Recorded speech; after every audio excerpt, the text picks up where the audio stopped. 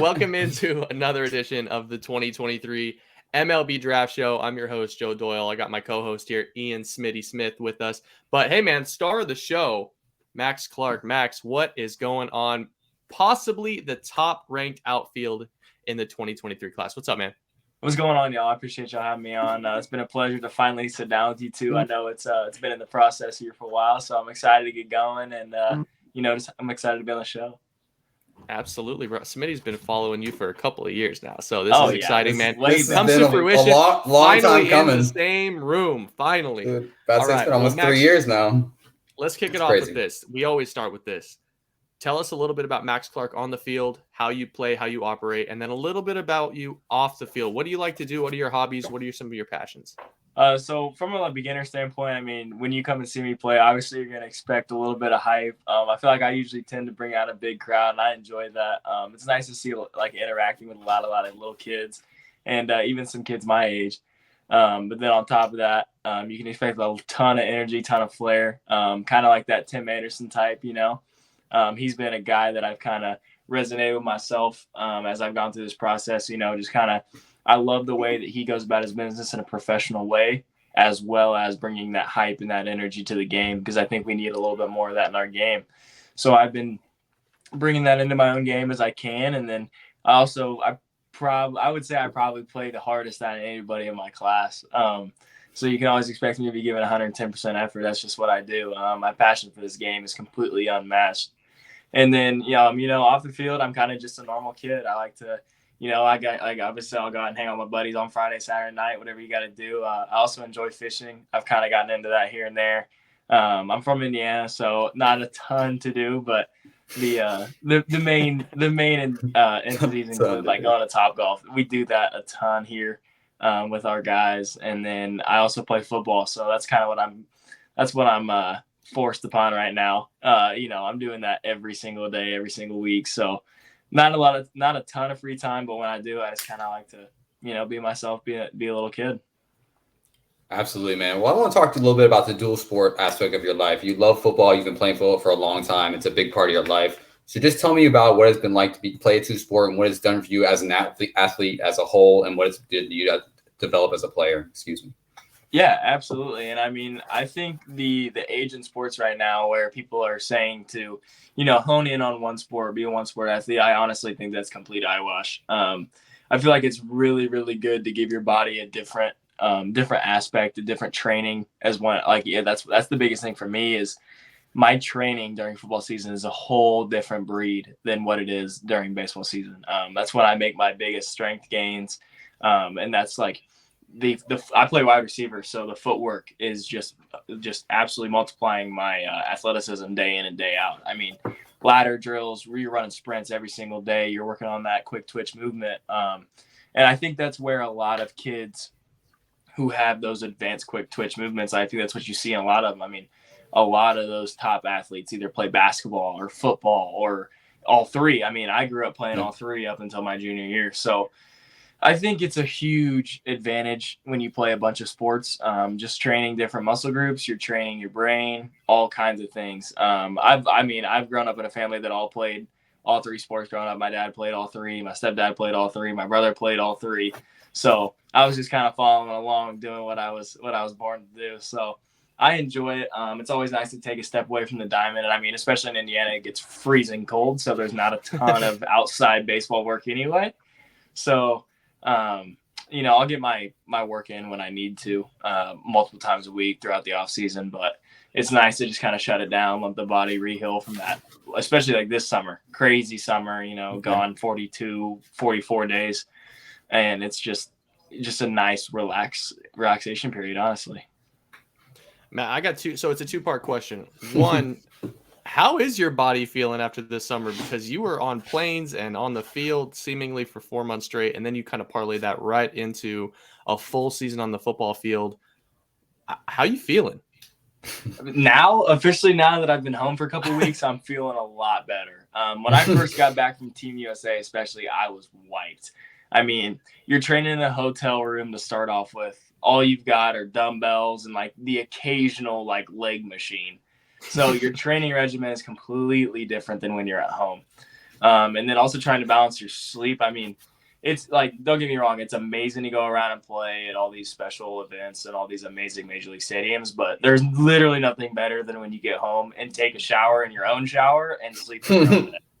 And the food, that was the biggest thing that I noticed, actually. Trying to meal prep when you're gone is impossible, especially like as a kid. I mean, you get into pro ball, you're traveling a lot, okay, that's fine. You also have money. Like, I mean, you're a 17, 18-year-old kid. Sometimes your parents are in different places than you are. Like, it just doesn't really work out. Plus, no 17 or 18-year-old kid is like, you know, you and your roommate are out there cooking chicken at 2 a.m. when you finally get back from the 3-hour rain in LA with Team USA. Like, it was just hard to kind of balance all that. But I thought more and more towards the end of the season, I kind of got more and more used to it. But now that I'm finally home, I'm feeling a lot better. Especially like, I mean, like I said earlier, I was starting to get into my football training, and that has just boosted my body up a ton already. So I'm kind of getting back into my own normal, I guess you could say, the normal me. And then I'm getting ready to hit the weight room pretty hard, so I'll be feeling a lot better here soon. I've been training consistently now that I've gotten back, and it's gotten better every single day. But I will say that first week when I got back from USA, it just felt like jet lag for a week straight. So my second part of that question is, I'm a big gym guy, and I know that like when I miss 2 days in a row, my head starts getting to me. Like, I need to get in the gym. I can imagine a guy like you who's literally on planes and in hotel rooms for a month and a half. I mean, is that the sort of thing that stresses you out as a competitor, not being able to get in that lift? Oh, it's great. Like, it's literally just eats at me all day. Just eats. I think there were 2 instances. So on the Indiana Bulls team, like our actual travel team, those were the only 2 tournaments I played were WWBA and it was tournament champions in Cary. Only 2 actual tournaments I played this year that weren't showcase ball. And through those 2 weeks, everybody bought LA like 1 week passes because we just couldn't do it, man. We had one right next to our hotel, and we had to go in and get those lifts. It was crazy. But yeah, lifting in a hotel room is just so different. I mean, it's just you don't have your like normal training session. You can't do what you normally would do, so you're trying to substitute tons of things. Then your body gets out of whack, and it's just all this chaos. But I think honestly, I got a hold of it. It's because I knew going in that I would have to have a plan for something. So I had a little bit of a plan in case I couldn't get to an actual like gym or commercial gym or something like that. So it went better than expected, but man, those like I think the longest I went was like 4 days, and I was like, I literally feel like I've lost 10 pounds.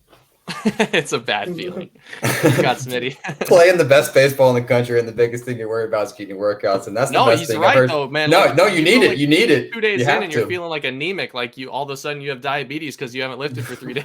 Yeah, and like then you're eating all this like terrible food and like stuff's just not good for your body. You're just feeling like complete trash. Yeah, and it's just everything's going to waste. Max is over here though. Crazy. He's like, oh God, you know what? A calorie is a calorie. It's got to go to something. Yeah, exactly. This is why I was just eating anything I could. Like, I swear, so at Team USA, we got in trouble for door dashing so much because they were like providing food for us at the start, and then the food like progressively got worse, and so the GMs and like the head of like Team USA, like the actual like management people. They were like, all right, guys, you guys can get Uber Eats. We know this is awful. So we all just started absolutely unloading on Uber Eats.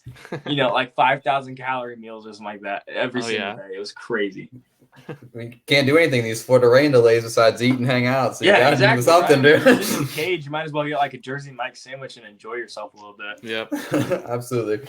Well, let's jump back on the baseball field a little bit. I first saw you, this is going on WWBA 2020. You were a sophomore, going into your sophomore year, playing on the Indiana team with a bunch of seniors, a bunch of top guys, Colson Montgomery, a few others, and you stood out immediately. Your bat-to-ball skills have been among the best in the class, in any class the last few years. And now your power is finally developing. Talk about how it's been to translate your bat-to-ball skills into that power and now turning into a complete player at the plate. Yeah, absolutely. I mean, growing up, I think the biggest thing that was like pounded into my head with the hitting guy that I'm with, he's with the White Sox. And the biggest thing that I was pounded into my head was just whatever you do, get the bat to the ball, don't strike out. Everybody hates strikeouts. You know, you can always if you make the defense make a play, eventually somebody's gonna not make the play, and you're gonna get a hit out of it. You're gonna get an RBI, something like that. So I've always been known to just whatever you do, battle, get the ball in play, do something with the ball, move the ball.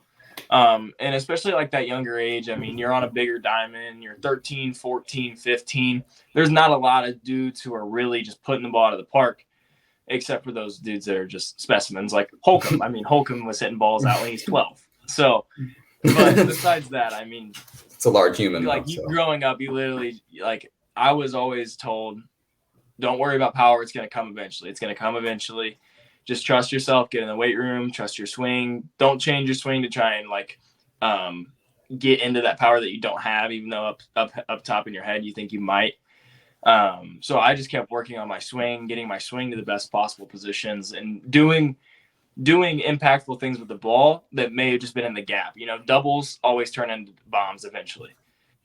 So that was like my main thought process. And then freshman year, sophomore year, I went through like the whole weight room, puberty, plus 30 pounds out of nowhere, and balls just started flying. So I've always just honed in on my swing, do whatever I can to do the ball in play, and the power is there now. So if you missed your spot, we'll just leave it at that. But don't miss your spot.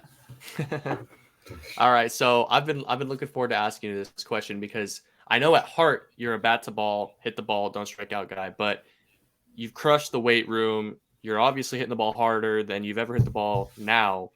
How much do you dive into analytics? And like, do you like exit velo? Do you like launch angle? Do you like training with tech? Like, do you balance that into your training, or are you still ultimately just all feel? Complete tech freak. So it's actually really so the place that I train at, my buddy's dad actually built it from the ground up. We've been there for like 6 or 7 years now. But why does everybody's dad build a barracks where you live? It's ridiculous. Everybody owns it. Happens a lot. Every year, there's 3 guys. I'm sorry, go on. Tech you could ever imagine. We have K-Vests, Rapsodos, hit tracks, blast sensors, kinetics, anything. We have portable TrackMans now, which is like ridiculous.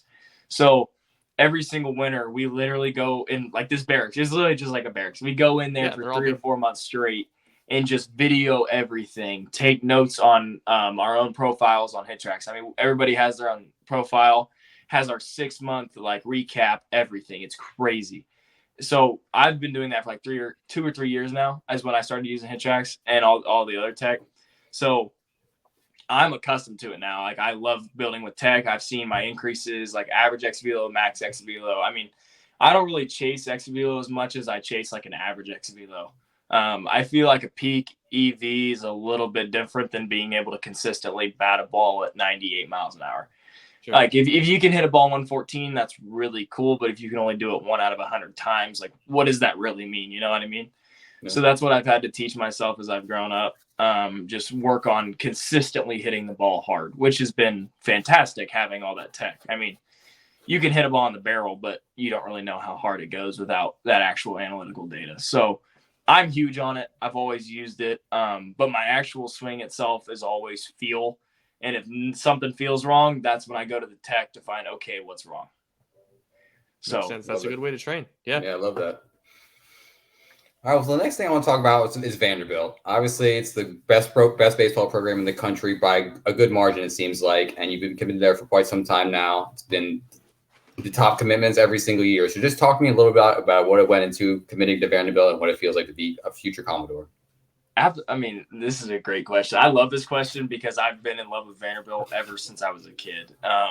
So when I was 7 or 8 years old, and I can remember watching the College World Series. I think it was Dansby's team, or it was either Dansby's team or David Price's team. I don't really remember, but I was younger, and they were wearing it was when they still had the navy and red, white, and blue Vanderbilt jerseys.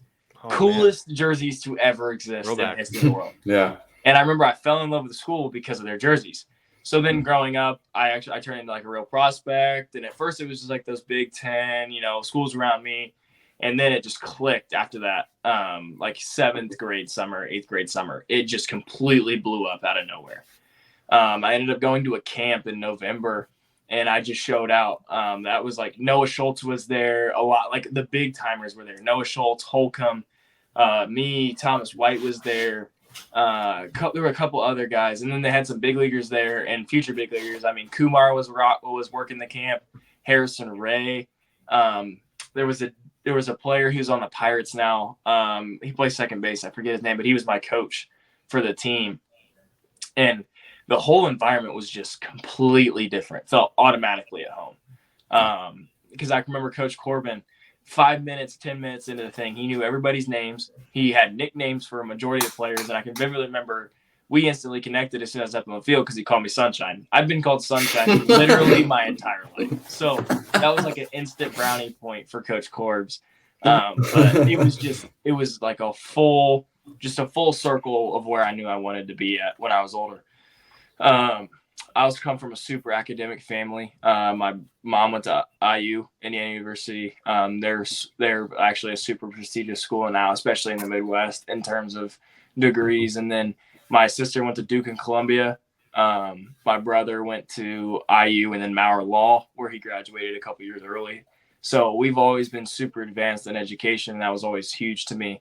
So it just seemed, like I said, the full fit. I mean, the coaches, the program, the atmosphere, the education. Also a diehard country music fan. So like that all plays into it was all coming together. Yeah, absolutely. Complete package. Nice.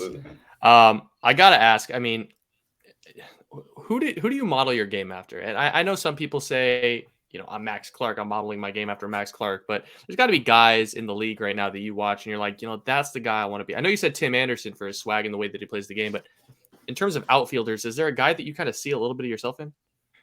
From like a mechanical standpoint, I'm gonna have to use the term separate the art from the artist. I think Bryce Harper actually takes Tim Anderson to a new level that I am not so much that I used to be that, and I slowly worked away from that. So now I'm more on the Tim Anderson where it's it's not so much about him, but he plays with flair and passion for his other guys. So I get that from Tim Anderson, and then I've modeled my swing after Harper since I've been 7. That is, we have the same back heel drive. You really do. Yeah. It's scary. That's been my guy who I've modeled my swing after since, like I said, since I can remember. And then I love watching Betts in the outfield. His instincts are insane. Plus, he's played all 3 positions in his career. So that versatility has been really, really cool to watch, and just how his instincts vary from left to right to center. Because, I mean, everybody played everywhere at Team USA, so I kind of got my first taste at left and right field. And it was actually, it's harder than you would expect. I mean, center field, you have a full view of everything, and I think that's probably where I'm going to stick. But it was still nice to get around and learn how to play balls with a right-handed, left-handed hitter and right and left field. It was a nice experience. I dig it. Well, coming from the Midwest, you've mentioned you're from India. Obviously, we know that here. The Midwest has been a hotbed for talent the last few years. You have guys like Alec Thomas, you have guys like Jared Kalenic and names like that. But there hasn't really been a guy with kind of buzz that's been around your name that there has been in the last few years. What's it feel like to be that guy in your area that everyone's seemingly looking at and has been looking at now for about a year, and you just have to be the face for your area? How does it feel to be that guy? It's a super cool feeling, but I honestly try and not think about it just because I don't want to get too wrapped up in it, and I don't want to get too far ahead of myself. I feel like the senior spring is obviously as big as it gets. It's your last chance pretty much. And I feel like I've proven myself up till now. And I mean, everybody, where the rankings stand, where the mock is. That's awesome. That's great, but it's still kind of fluff until you get through that senior spring. So honestly, I love the hype. It's really nice, and I appreciate it. I'm blessed. I would never change anything about it. And it's also really, really cool for the younger prospects in my area. I think that's the coolest part about it is there are kids my school has never been the big time prospect. We didn't have that for the last 30 years. You know what I mean? Yeah. So I feel like I can finally connect with kids in my community who want to be that guy, or even kids in the state who want to be that guy. I mean, there's not been a number 1 overall from Indiana, I don't think. So it's a super cool feeling, but it's still kind of one of those things keep it in the back of your mind for right now and just remember why it's going to matter later. Absolutely. I dig it.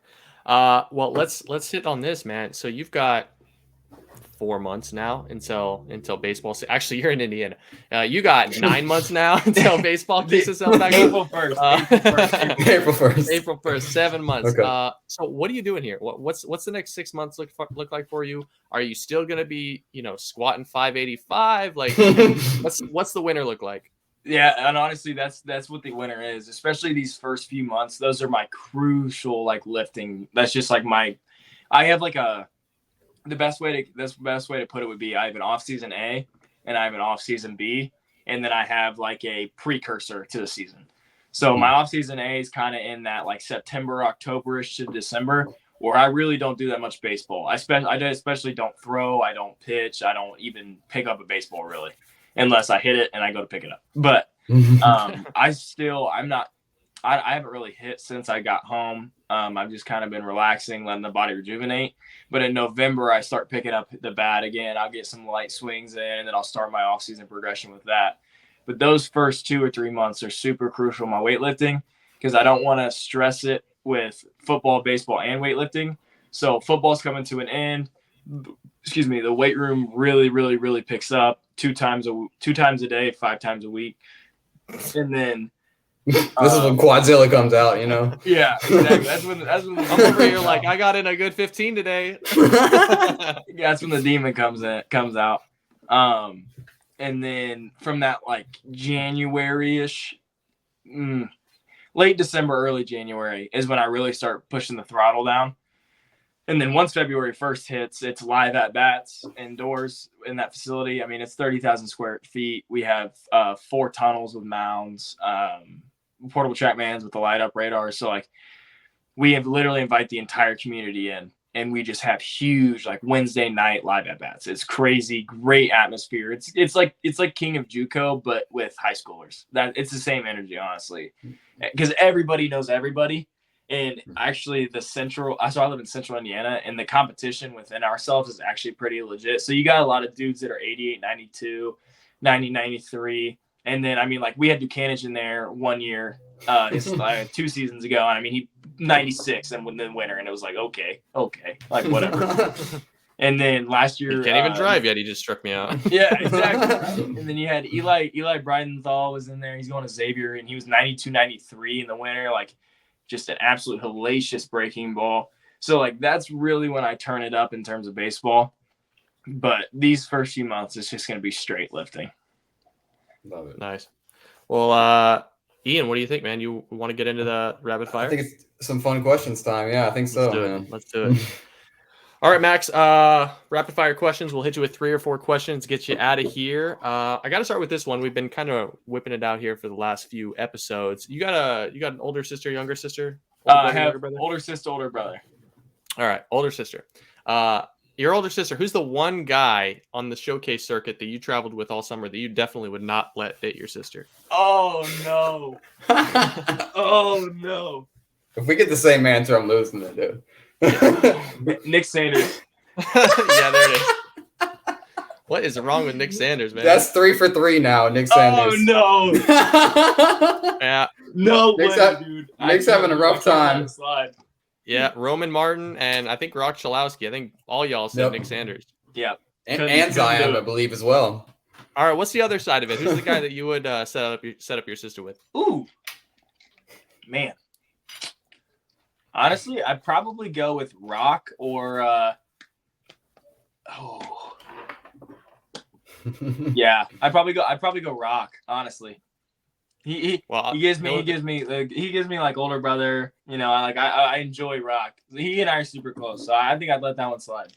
Yeah, you guys are both a couple of intense competitors, that's for sure. Yeah, absolutely. All right, how about this? You're a country boy. You like country music. Who's got the worst taste in music out of all the showcase dudes? Ooh. Andrew Wiggins. Andrew Wiggins. I think you're the second person to say Wiggins on that question. Andrew Wiggins is awful. All right, that's a good one. That all summer too, man. All right, third question. Who's got the worst style? Just a roast session is what this is. No, I kind of like Boston. I was gonna say Boston, but he's got a different style, but I like it. It's just Okay. I couldn't pull it off. But We'll go with that. Sakura. We'll go with Travis Sakura. Okay. It's tough to fit into. Dude. I mean, Yeah, 6'7" exactly. is tough Everything's to. baggy. Everything's baggy or way too tight. He's a big boy. All right, There. here's a good chance. Here's a good chance for you to flex. Name a big league pitcher that you think you are sure that you could go deep on. Could go deep on? Ooh. Mm-hmm. Bauer. He throws too many fastballs. Bauer. Bauer. I think a lot of people would like to go deep on Trevor When I watch Bauer. like King and Juco videos, he just throws. All he does is throw fastballs to high school kids. I mean, he's only like 91, 92 right now. I think I could get him once. All right. You're definitely going to be invited on the show. I think you're going to be on King and Juco in no time. I was supposed to go out there in August when we were out there for PGL American, but I got out there too late because of football. Yeah. I saw Noble made it out there. Yeah. All right, last question. This is a big one. This is kind of how we grade this entire 26-minute interview. What is the one fact that you know about anything that not a lot of people know that's very interesting? The one fact I know. It's a weird fact. I know you got some weird facts in that brain. Oh. Yeah, I got a feeling there's a lot of things living rent-free in that brain that not a lot of people have. Oh my Lord. Oh man. Well, okay. If you put enough potassium under the tongue by injection, and you happen to commit murder, wait, it would show up as a. I can't remember if it was a heart attack or a stroke. What's the person? I don't think there's any way you're coming back from this, no matter how. No, hang on. We're committing murder at the end of this episode. Okay. If you can cover up a murder by injecting potassium under the tongue, because when you go through like toxicology reports, they never check the potassium levels. Interesting. Well, I mean, it's not going to be a good excuse for you anymore. This is going on the internet. Yeah, it's okay. I mean, I'm a nice guy. You know what? This was really like the first 24 minutes.